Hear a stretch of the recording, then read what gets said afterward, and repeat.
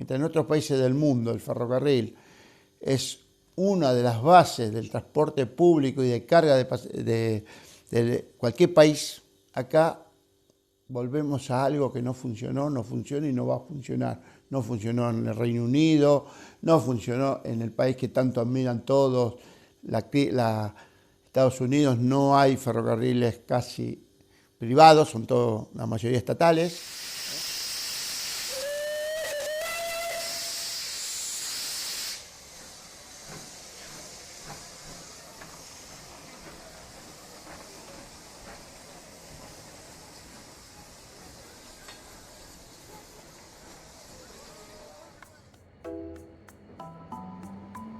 Hoy el canal se viste de gala. Tuvimos el honor de entrevistar al ingeniero Aurelio Antonio Di Francesco, una de las personas que más saben en nuestro país sobre ferrocarriles y transporte. Nos vinimos hasta La Plata y en su casa de la ciudad de Las Diagonales nos atendió muy amablemente y nos contó parte de la historia de nuestros trenes, experiencias personales y la actualidad del sistema ferroviario nacional. Gracias por estar allí. Mi nombre es Aurelio Antonio Di Francesco, soy ingeniero en telecomunicaciones, he trabajado en un canal de televisión como jefe técnico y soy amante de los ferrocarriles argentinos. Y bueno, vamos a hablar de lo que se vuelve a vivir por enésima vez, ya digo, de lo que pasa en nuestros ferrocarriles.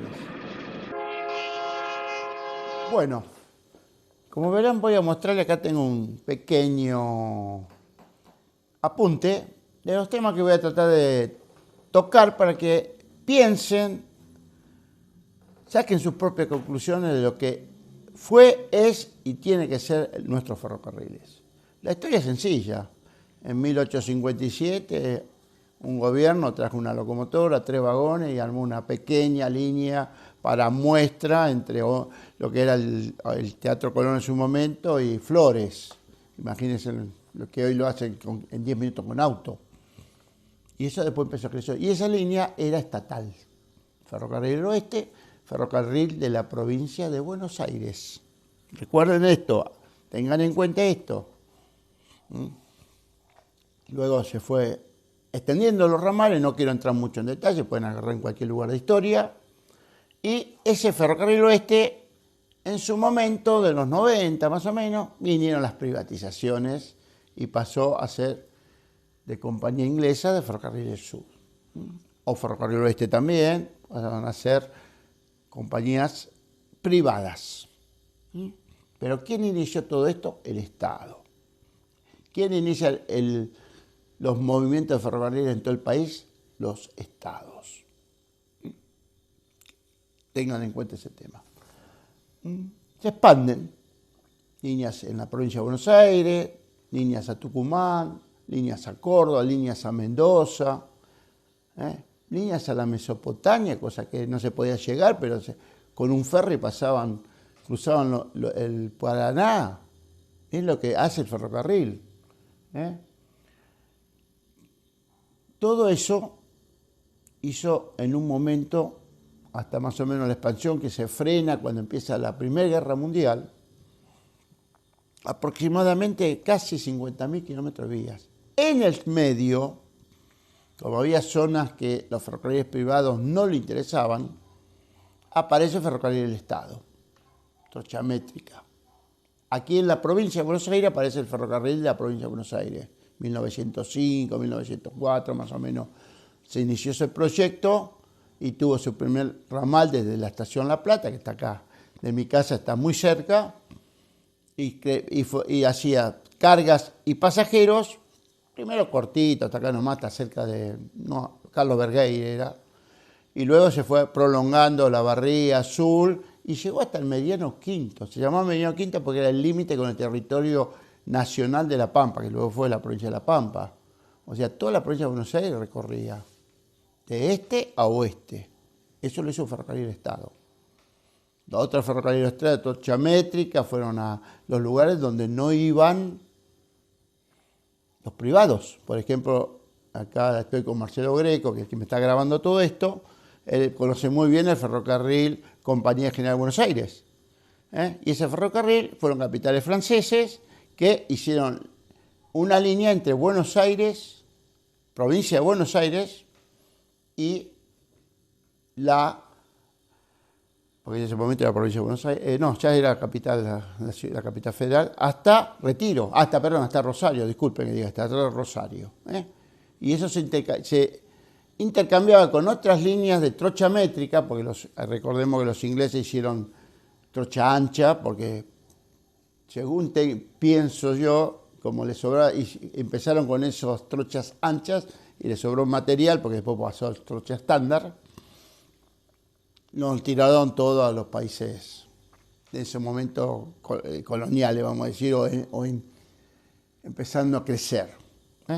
Por eso nosotros tenemos este tema de la trocha ancha, que difiere mucho con la trocha estándar, que eran los tranvías, por eso ahí no me cierra a mí, tranvías, subterráneos que también son las empresas de tranvías, la anglo-argentina,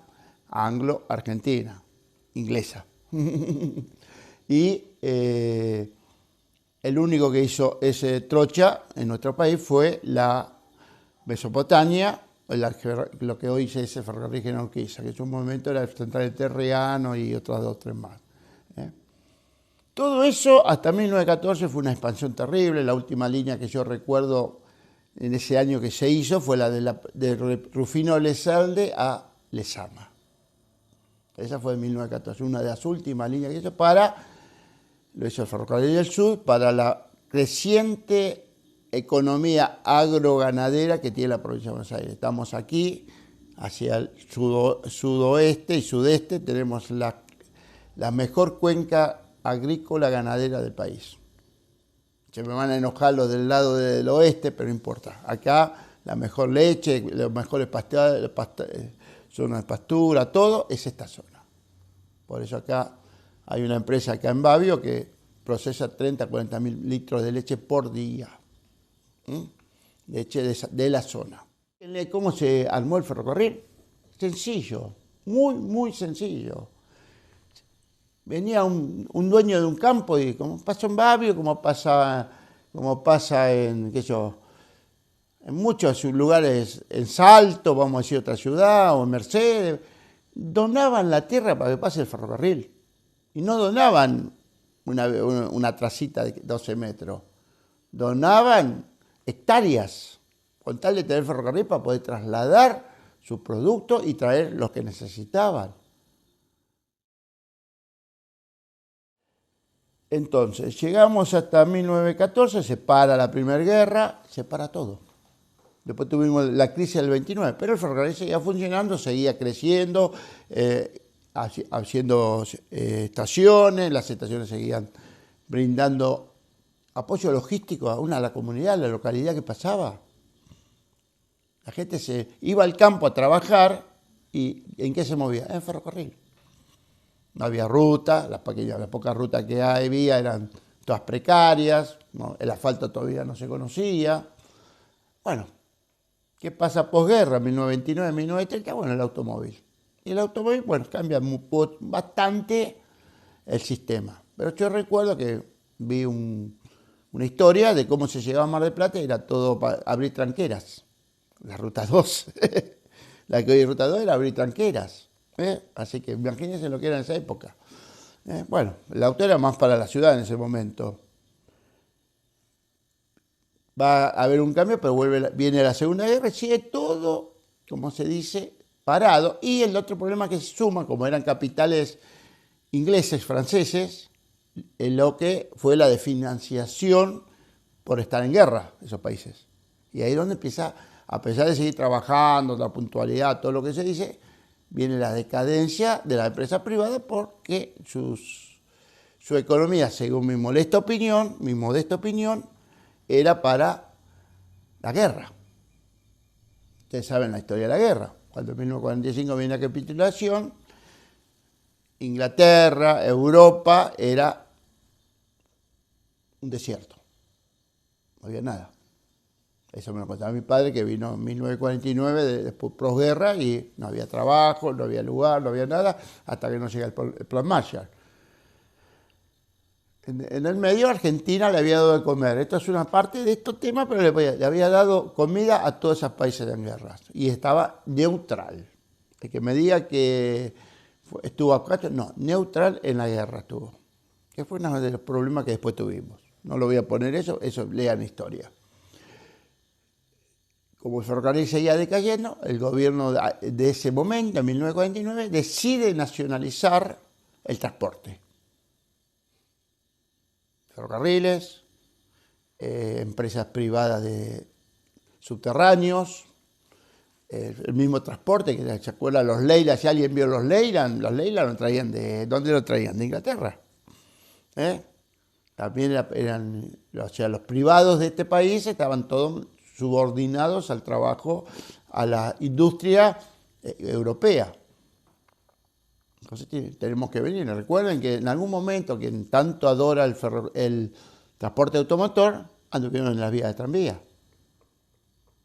En esa época, porque no había cubiertas, no había cosas, hasta que no se volvió la industria internacional, nosotros quedamos. Pero ¿qué pasó? Que el gobierno de esa época se puso en campaña para tratar de mantener y tratar de darle mayor operatividad al ferrocarril.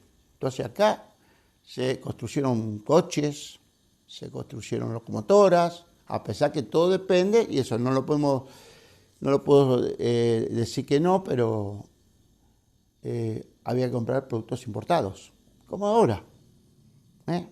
Pero eran productos que se hacían acá, hasta 1989, ¿no? 1980 que se cierra Artaza, que fue que las últimas locomotoras se hicieron en este país, las gloriosas General Motors. Todas esas cosas hay que entenderlas. Se le compró los diésel, por ejemplo. Yo recuerdo los Drewy. He viajado en Drewy. Coches motores ingleses, con coche motor gasolero, y andaban lo más bien, se ponían formaciones, pero eran para circuitos de baja densidad de tráfico. Cuando viajaba en ese Drewy, que era chiquitito, tenía 6 años, 5 años, íbamos a Magdalena con mi padre, y en el Drewy iban cosas para que las estaciones que estaban en el medio de nada, tuvieran el diario, la comida, les llegaran los mensajes por telégrafo. ¿Por qué la Argentina tiene la densidad, lugares muy bajas de densidad del campo, del sur, todo? Porque no hay transporte. Lo que logró y ahora vamos a entrar en este tema, esta política maligna que empezó más o menos en 1960, es desabastecer todas las localidades del país. Porque ¿qué pasó? El gobierno que puso, después vino un golpe militar, pero el golpe militar también siguió reformando los ferrocarriles, porque ahí en esa época se compraron las General Motors. Ya el gobierno también había comprado las Walding, creo que la General Electric de Belgrano, no me acuerdo bien los datos, ahí tengo, como no hice machete nada, digo más o menos cómo es el tema.